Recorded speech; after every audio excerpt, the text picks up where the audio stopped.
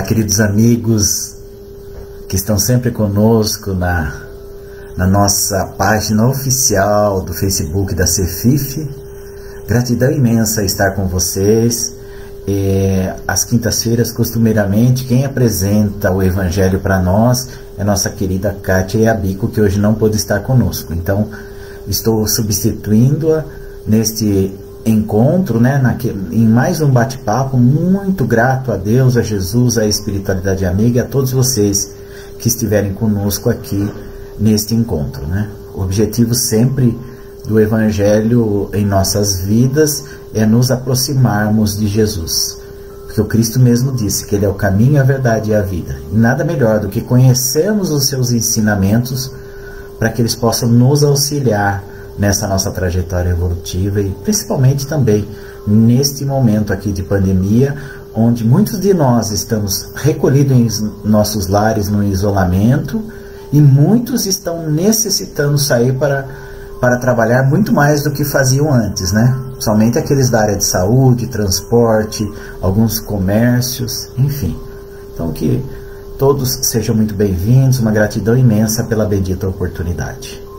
Nós vamos dar início às 19 horas, como recomendação da coordenação dos evangelhos, que nós façamos o evangelho em torno de 30 minutos, depois fazemos o passe à distância, as vibrações e encerramos. Então, nós vamos buscar cumprir estes horários, tá? Mas eu estou muito feliz de estar aqui com vocês. Então, mais um minuto só, a gente já entra com a nossa uma breve meditaçãozinha somente uma, não diria nem meditação, mas fazemos assim uma mentalização, já que estamos falando do Evangelho de Jesus, que a gente possa então se sentir junto a Ele neste momento, que a gente possa então aproveitar estes momentos. Bom, aqui no meu relógio são 19 horas, então aquele que está chegando agora, seja muito bem-vindo no nosso bate-papo do Evangelho desta noite, quinta-feira, dia 20 de agosto. Costumeiramente quem faz é a nossa querida companheira Kátia Yabico, que hoje não pôde estar, então irei substituí-la trazendo as lições, Então, querido amigo, se for possível agora neste momento, você feche os seus olhos por alguns instantes, faça uma breve respiração mais profunda, se acalmando, e convido a você para juntos estarmos muito próximos de uma natureza belíssima. Vamos imaginar um dia radioso, o sol a nos aquecer, um gramado belíssimo, flores, plantas e árvores à nossa volta. E nós vamos trazer para junto de nós, neste momento, formando uma roda, todos aqueles que gostaríamos que participassem do Evangelho conosco. E vamos deixar, ao final desta roda, o espaço para que o Mestre Jesus se aproxime. Porque Ele mesmo disse que onde houvesse 2 ou mais pessoas reunidas em seu nome, Ele estaria junto de nós. E nós temos certeza, mestre amigo, de estar junto de nós neste momento, trazendo para nós, através do seu olhar meigo, aquela calma que buscamos, aquela paz, aquele momento de recomposição das nossas energias. Temos certeza disso, mestre amigo. Sei que você está acompanhado desses amigos espirituais, velosos amigos, pelos nossos anjos da guarda, sabedores das nossas necessidades, e onde podemos neste momento ser amparados, assistidos por todos. Gratidão imensa, Mestre Jesus, por mais uma vez podermos abrir o Evangelho na sua presença, na sua companhia principalmente, e que estas lições do Evangelho possam tocar os nossos corações e cada um de nós continuar a sua trajetória evolutiva com mais equilíbrio, fé, coragem esperança e confiança. Gratidão imensa, Mestre Jesus, amigos espirituais, ao Pai Maior, pela bendita oportunidade. Que assim seja, graças a Deus. Muito bom, né, amigos? É muito feliz de estar aqui com vocês, mais uma vez. Então, como eu disse inicialmente, nós vamos tratar hoje do capítulo 19 do Evangelho, A Fé que Transporta Montanhas. Os itens é o 6 e o 7. Nesses itens, Kardec traz no título a fé religiosa, condição da fé inabalável. Então, é os itens 6 e 7 do capítulo 19. Se você quiser acompanhar aí no seu Evangelho, pode aí trazer e fazer a leitura junto conosco. Eu vou iniciar os comentários do Evangelho no item 6 e depois, na medida em que a gente for desenvolvendo aqui a conversa, a gente pode até também ler um pouco do item 7, né? Mas no item 6, então, o Kardec começa assim: no seu aspecto religioso, a fé é a crença nos dogmas particulares que constituem diferentes religiões, e todas elas têm seus artigos de fé. Nesse sentido, a fé pode ser raciocinada ou cega. A fé cega nada examina, aceitando sem controle o falso e o verdadeiro, e a cada passo se choca com a evidência da razão. Levada ao excesso, produz o fanatismo. Quando a fé se firma no erro, cedo ou tarde desmorona. Aquela que tem a verdade por base é a única que tem o futuro assegurado, porque nada deve temer do progresso do conhecimento, já que o verdadeiro, na obscuridade, também o é à plena luz. Cada religião pretende estar na posse exclusiva da verdade, mas preconizar a fé cega sobre uma questão de crença é confessar a impotência para demonstrar que se está com a razão. Este é o item 6. Olha que interessante, queridos amigos. Veja que Kardec então começa dizendo para nós que no aspecto religioso a fé e a crença nos dogmas particulares que constituem as diferentes religiões, e todas elas têm seus artigos de fé. Nesse sentido, a fé pode ser raciocinada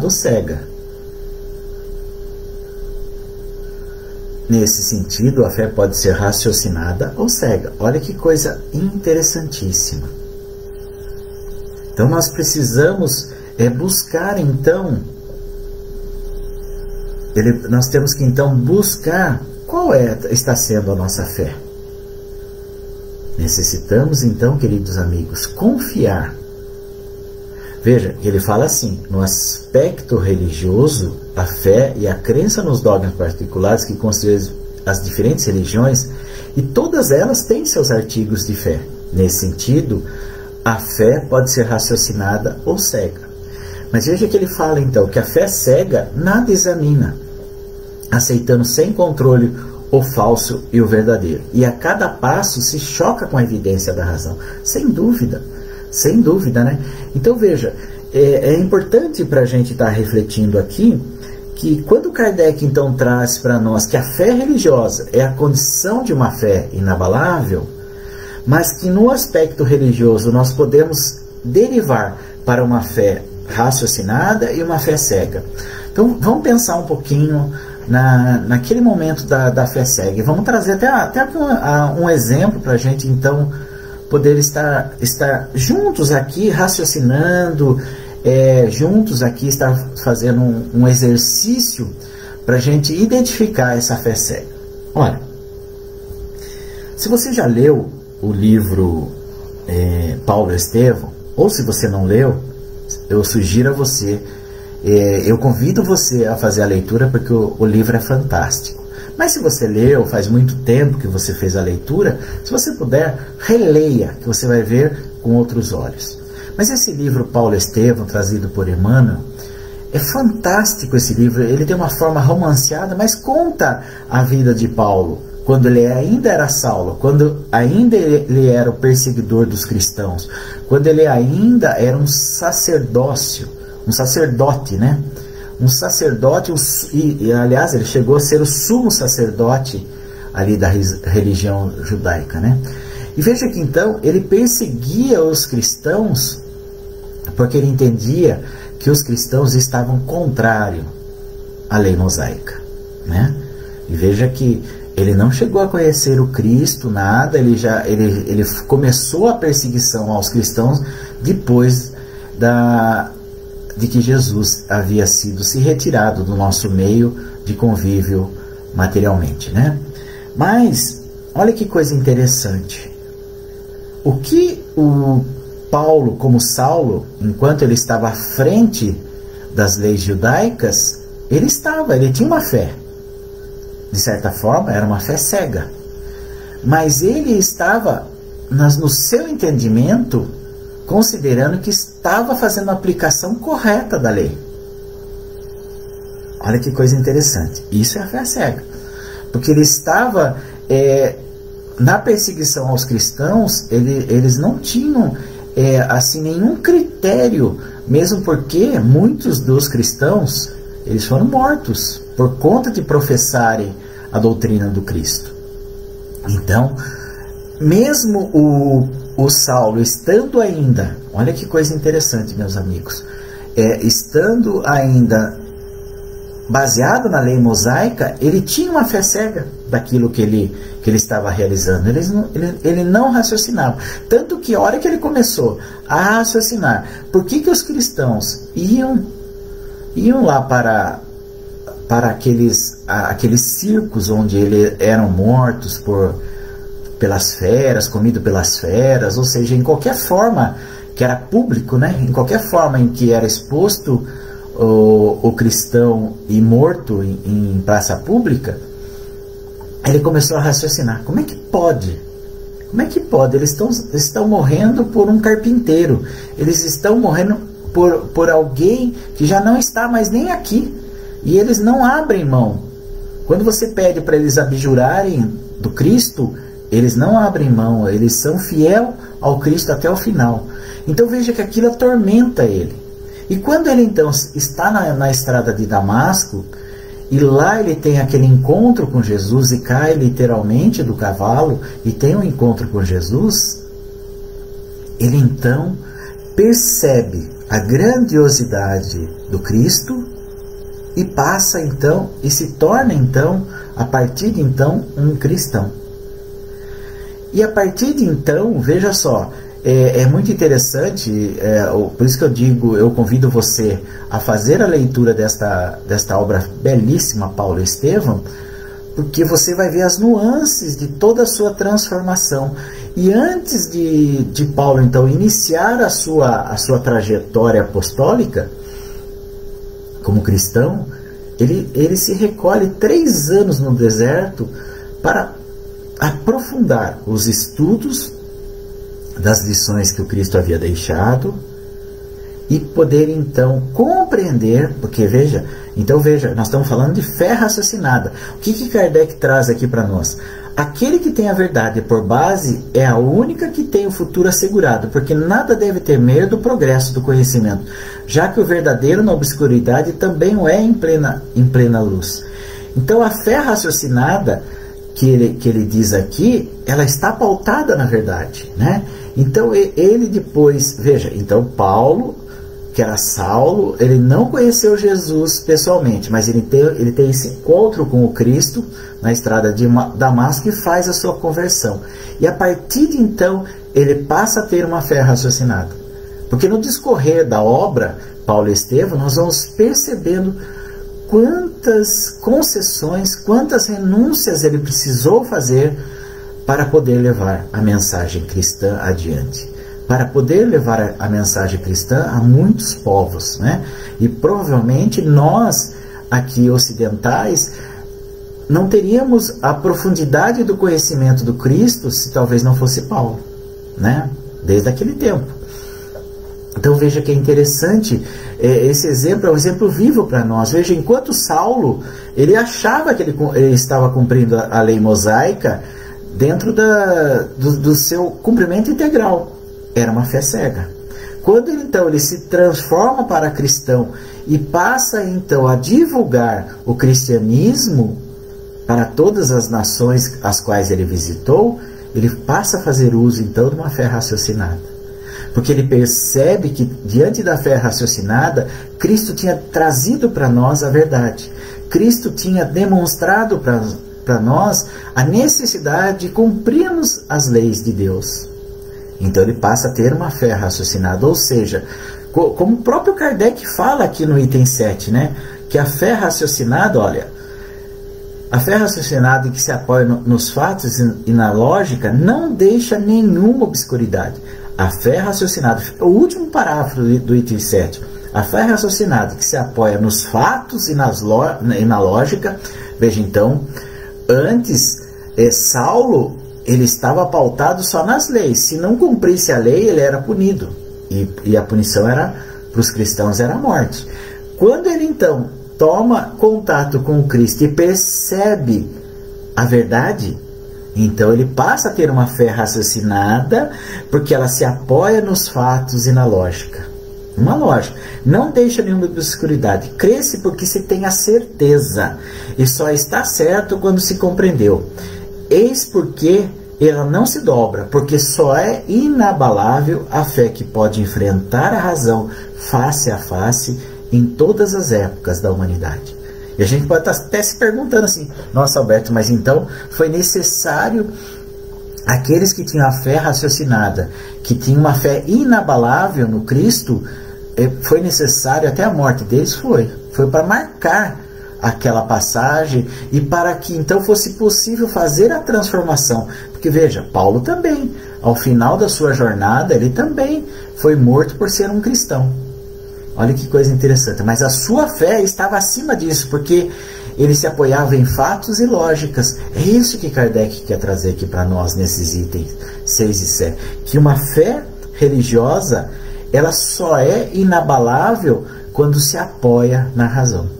Quando ela está buscando na razão o esclarecimento e a compreensão. Nosso companheiro Haroldo Dutra Dias tem uma palestra dele, gente, aliás é um seminário muito interessante sobre o Apocalipse de João. É muito interessante porque lá ele traz para nós sobre o Apocalipse de João e ele faz um esclarecimento fantástico. E tem um momento lá que ele diz assim, que o Kardec, quando o Kardec traz para nós a fé raciocinada, seria a mesma coisa que ele estivesse dizendo assim, faça você a sua parte e confie em Deus. Olha que coisa fantástica.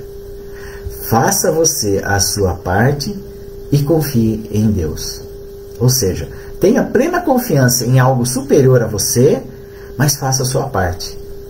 E veja que em muitos trechos do nosso Evangelho, veja que lá nós trazemos, como a gente pode até aqui lembrar, salvo engano, o capítulo 27 do Evangelho, Pedis e obtereis, onde fala lá, ajuda-te que o céu te ajudará. Então faça a sua parte, que certamente você irá receber de volta isso. Então veja que pensar aqui na fé religiosa, uma condição da fé inabalável, é ter certeza, porque o seu sistema de crenças, ela não está pautada numa fé cega.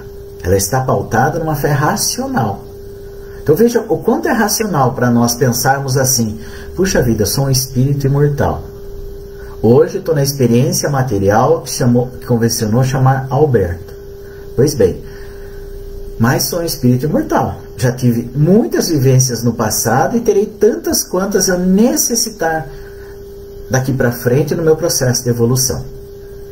Então veja, é uma fé raciocinada, porque ela se pauta como Kardec diz aqui no começo, né?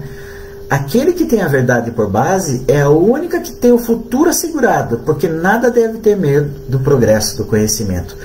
Tem o futuro assegurado, ou seja, tem fé na vida futura.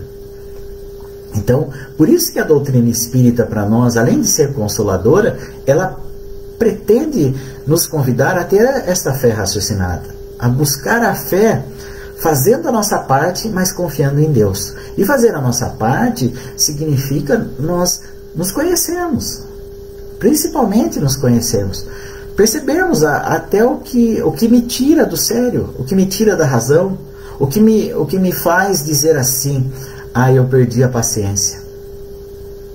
Percebe? Porque muitas vezes eu estou vivendo aqui no momento e às vezes eu estou me percebendo só neste momento. Então às vezes eu posso ofender um familiar meu, posso ofender um colega de trabalho, posso fazer ofensas no trânsito, enfim, em qualquer circunstância, porque estou só vendo este momento. Agora, quando nós temos a busca da verdade, quando nós buscamos a verdade e nós temos essa fé, usando da lógica e da razão, nós então começamos a refletir com aqueles que estão à nossa volta. Por que aqueles... Para que, vamos falar assim, para que aqueles que estão à nossa volta, mais próximos, nossos entes queridos, nossos familiares, estão conosco e às vezes nós temos dificuldades de relacionamento com eles? Pois bem, a doutrina espírita nos esclarece. Ela pode nos explicar sobre isso sem problema nenhum. Ela pode nos ajudar a refletir sem problema nenhum. Por quê? Porque ela vai dizer assim: Alberto, você é um espírito imortal, você tem uma anterioridade. Aqueles que estão à sua volta também são espíritos imortais e têm uma anterioridade. Se você hoje está exercendo alguns papéis no relacionamento com esses familiares, pode ter certeza que em outras existências você já viveu com esses que hoje são seus familiares, pode ter sido em outras circunstâncias, em outros papéis, mas vocês têm uma razão de estar junto. Isso é fé raciocinada. Isso é usarmos da lógica e da razão. E não é consolador isso, queridos amigos? Quando nós, então, diante da fé raciocinada, diante dessa fé lógica e racional, não é muito mais consolador? Percebemos que, como espíritos imortais, nós tivemos erros, mas tivemos acertos. Por isso que já estamos caminhando para um mundo de regeneração. Por isso que já estamos aliando o nosso conhecimento intelectual com as nossas vivências morais. Mas isso é tudo questão de tempo. E se nós estamos nesse esforço para isso, nós precisamos também compreender que o outro também está tentando. E muitas vezes, mesmo que o outro nos magoe, ele muito provavelmente está dando o seu melhor naquele momento.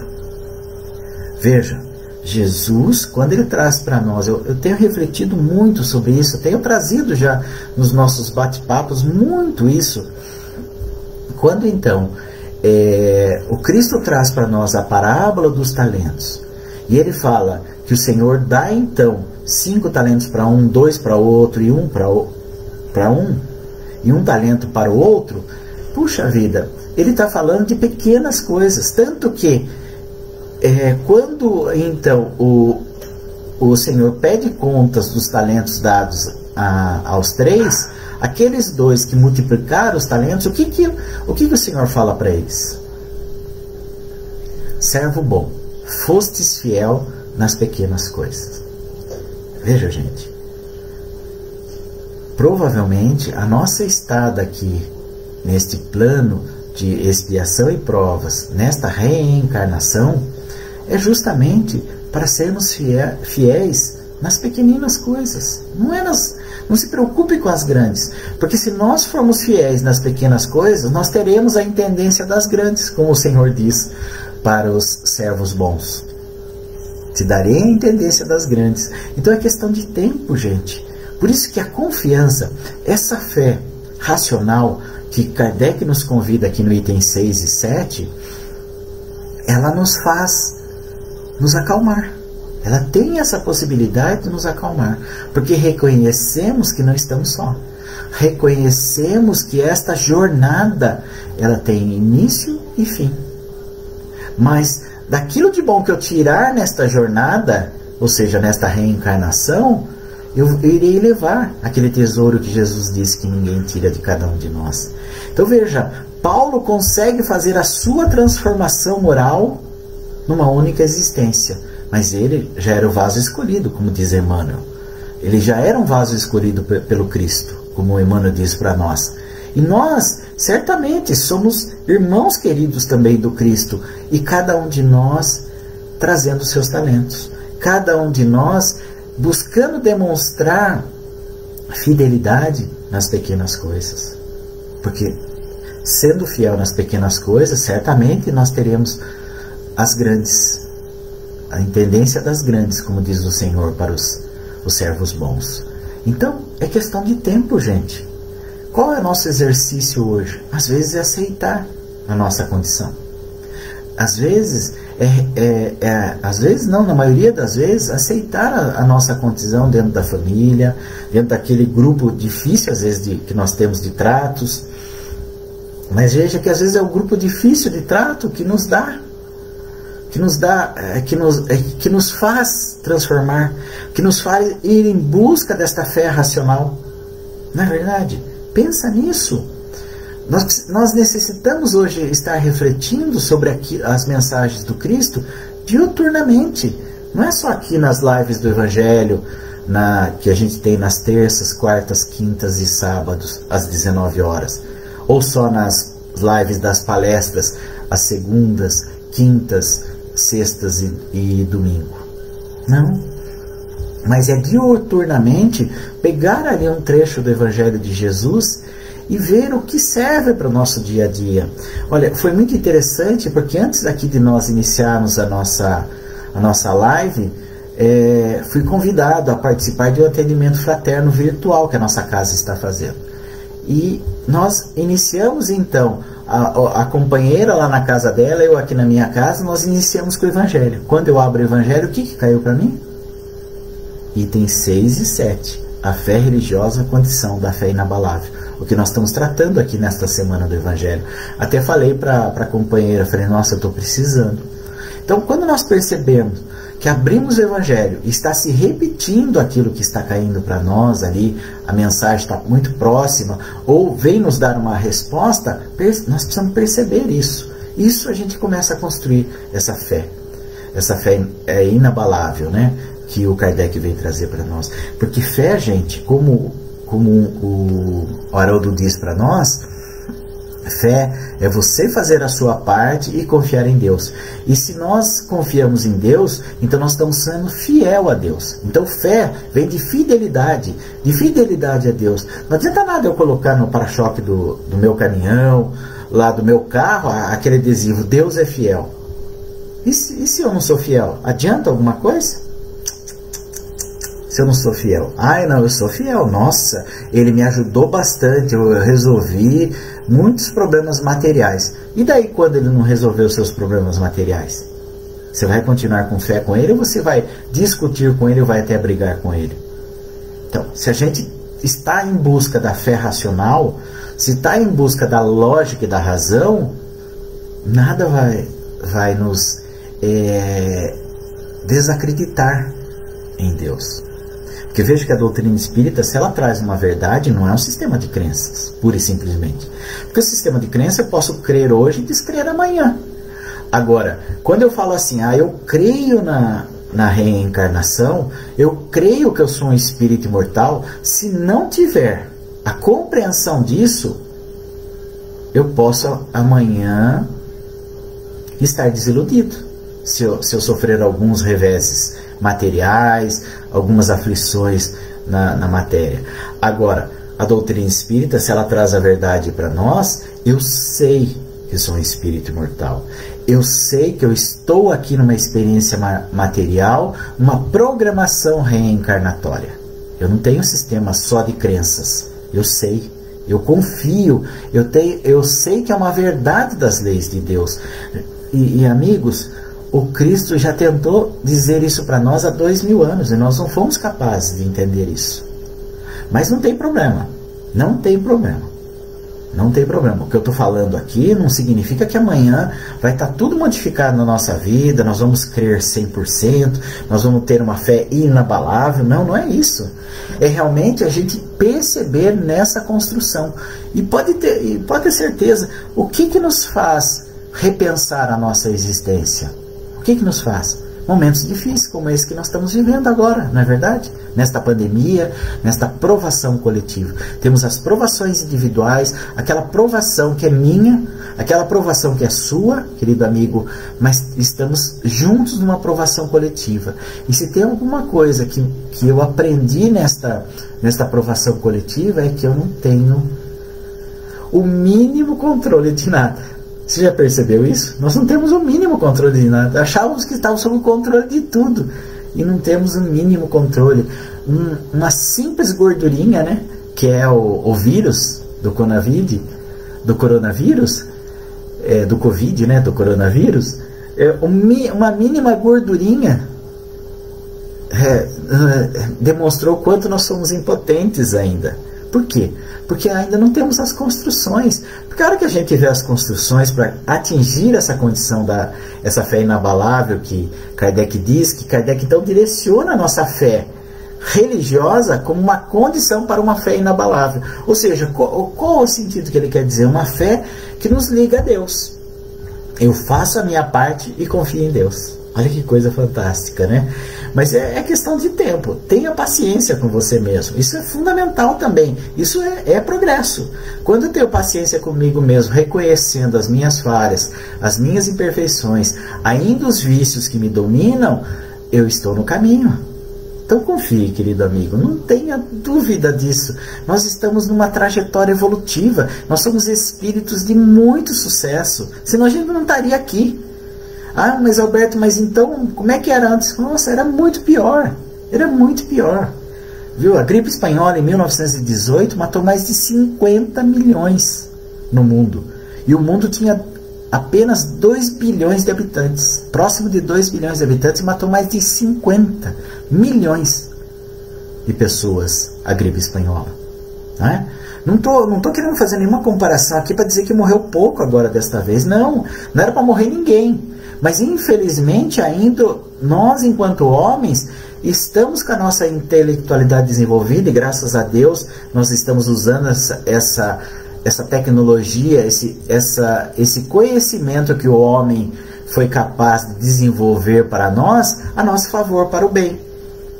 Né? Mas moralmente ainda, preocupado ainda somente com os ganhos materiais, somente em ter muito mais do que nós necessitamos, né?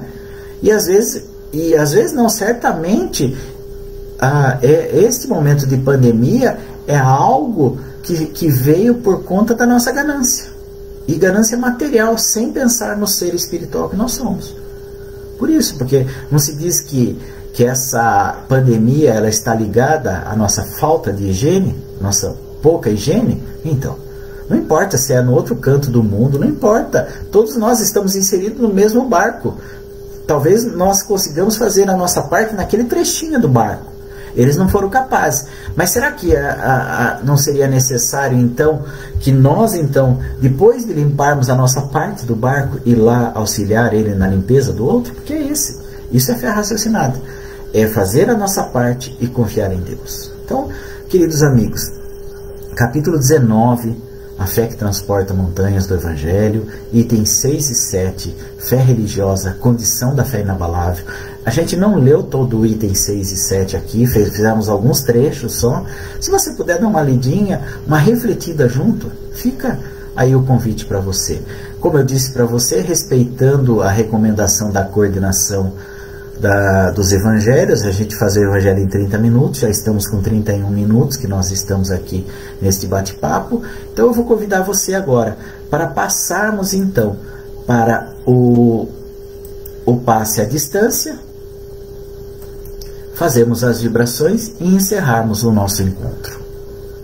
Então, se for possível neste momento, você fechar os seus olhos e ter a certeza, se você está junto à natureza, neste grupo que nós estamos reunidos numa roda, junto a Jesus, junto à espiritualidade amiga, junto aos nossos anjos da guarda, onde nós podemos trazer todos aqueles que nós gostaríamos que recebesse agora as bênçãos de Jesus. Porque Jesus, somente com seu olhar, com seu magnetismo, com seu sorriso, é capaz de nos curar, é capaz de nos auxiliar neste momento. Então eu convido você agora neste momento a ter certeza, a acalmar seu coração, imaginando que Jesus está abraçando carinhosamente você para receber as energias revigorantes do passe. Vibre e confie.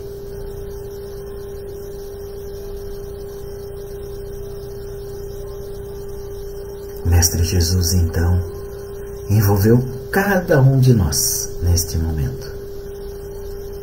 essas energias balsamizantes. E tenha certeza, querido amigo, todos nós recebemos o que é que viemos em busca. Jesus, então, nos olha com seu imenso amor, com a sua imensa compaixão por todos nós. E nós vamos, então, numa emanação de gratidão a Ele, vamos visitar os lugares onde haja necessitados, tanto encarnados como os desencarnados.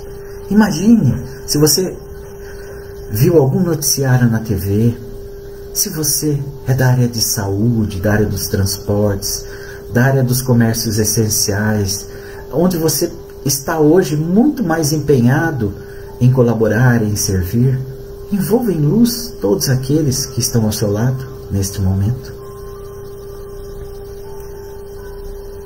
para que todos possam sentir esse imenso amor, essa imensa luz, essa imensa paz do Mestre Jesus, a envolver a todo o nosso planeta, a cada um de nós. E Jesus, então, vai nos convidando para que a gente possa desfazer esta roda, retornando ao nosso lar, onde Jesus irá visitar e abençoar todos os nossos familiares, todo o nosso lar. Ele abençoa também os lares vizinhos, da rua, do bairro, da cidade, todos os lares deste plano Terra. Todos os espíritos encarnados e desencarnados estão envolvidos no seu imenso amor, na sua imensa luz, na sua imensa paz. E nós, da nossa parte, mestre amigo, só temos a agradecer. Gratidão imensa pela bendita oportunidade do reencontro com estes corações queridos, através das tecnologias, levarmos as lições, as tuas lições, para todos os corações tão necessitados quanto nós. Te rogamos, mestre amigo, possa envolver toda a equipe espiritual, toda a equipe encarnada, dirigentes da Sociedade Espírita e Filantrópica Irmã Francisca, todos os participantes, todos aqueles que hoje estão utilizando os recursos tecnológicos, como esse que estamos usando, para estar em sintonia com Ti, mestre amigo. Nossa gratidão imensa. Nos auxilia, nos ampara e nos assiste, hoje e sempre. Obrigado, Senhor. Que assim seja, graças a Deus. Queridos amigos, uma gratidão imensa por mais uma vez estarmos juntos. Até a próxima oportunidade, se assim Deus o permitir. Gratidão imensa. Até lá.